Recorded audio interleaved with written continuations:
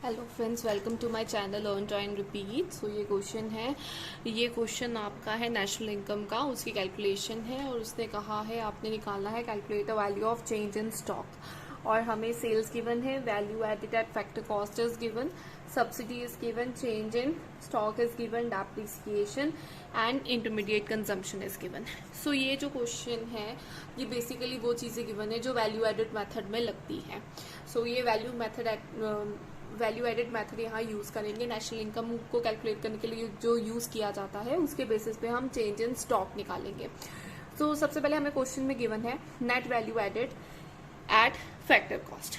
सो ये हमारी ये क्या होता है, this is NDP at FC। It is given that is 200।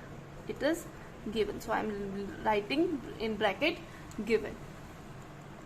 ठीक है, अब हमने क्या करना है, सबसे पहले हमने अपना NDPFC को कन्वर्ट करेंगे GDP MP पे। क्यों करेंगे? क्योंकि जब हम वैल्यू एडेड मेथड यूज करते हैं तो हमारे पास निकलता है GDP MP। ठीक है, तो सबसे पहले मैं इसको GDP MP में कन्वर्ट कर रही हूँ। ठीक है, तो मुझे निकालना क्या है, मुझे आना है GDP MP पे। ठीक है, और मेरे पास है NDPFC।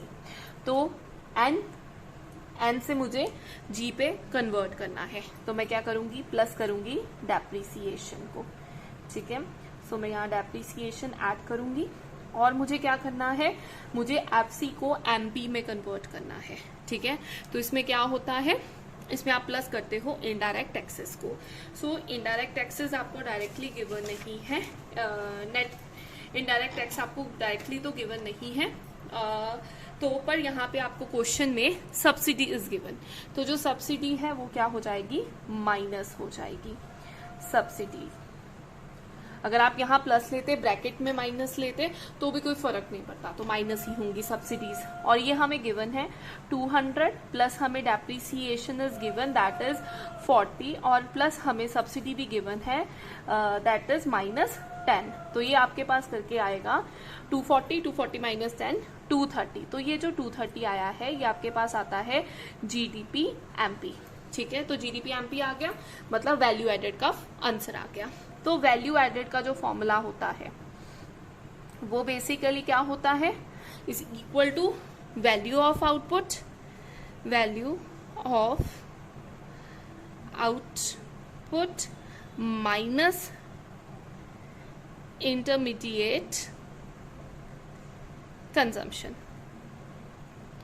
तो ये हमारा फॉर्मूला होता है। ठीक है, हमने ये फुल फ्लेज इसका आंसर निकाल लिया वैल्यू एडेड का 230। तो मैं यहाँ पे वो चीजें पुट कर रही हूँ, 230 यहाँ आ जाएगा। वैल्यू ऑफ आउटपुट हमें नहीं गिवन। ठीक है, तो वैल्यू ऑफ आउटपुट मैं ऐसे ही लिख रही हूँ, minus intermediate consumption 100 is given. तो ये चीज इधर चली जाएगी और ऐड हो जाएगी 230 प्लस 100, इधर जाके साइन चेंज हो जाएगा और आपके पास आ जाएगा वैल्यू ऑफ आउटपुट। और वैल्यू ऑफ आउटपुट आपकी कितनी आ रही है, that is value of output equal to 330। ये सब कुछ करोड़ में है, ये लिखना मत भूले। ठीक है, तो ये हमारे पास वैल्यू ऑफ आउटपुट आ गई।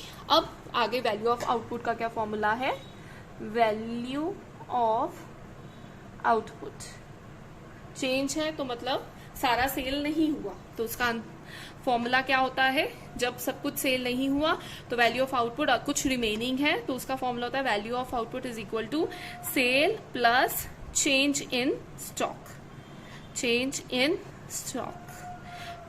सो अब क्या करेंगे, ये हमें पता है value of output is 330, sale हमें गिवन है दैट इज 400 और प्लस चेंज इन स्टॉक नहीं हमें गिवन है। ठीक है, तो चेंज इन स्टॉक हम क्या करेंगे, इसके बेसिस पर कैलकुलेट कर लेंगे। तो ये 330 है। ठीक है, या तो आप इसको इधर लेकर जा सकते हो या उसको उधर ले जाओ।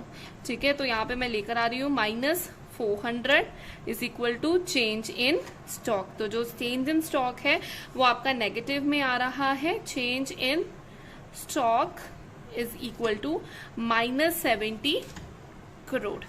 सो this is your answer. I hope ये आपको क्लियर है, और अगर आपको इसके रिलेटेड कोई भी डाउट है तो आप कमेंट सेक्शन में पोस्ट कर सकते हैं, और मेरी वीडियो को लाइक करना मत भूलिए। Thank you.